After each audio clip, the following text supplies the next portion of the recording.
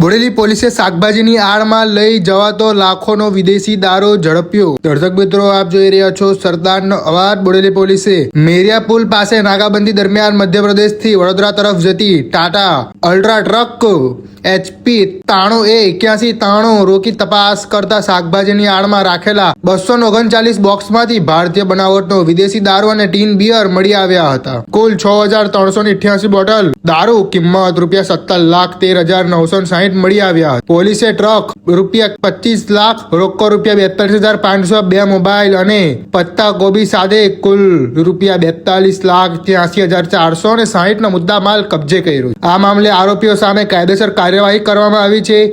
PIVS ગાવિતના માર્ગદર્શન હેઠળ police team દ્વારા કાર્યવાહી કરવામાં આવી હતી અને વધુ તપાસ ચાલુ છે। રિપોર્ટર શકીલ બલોચ દ્વારા છોટાઉદેપુર। આવી વધુ માહિતી માટે જોડાયેલા રહો સરદારનો અવાજ સાથે।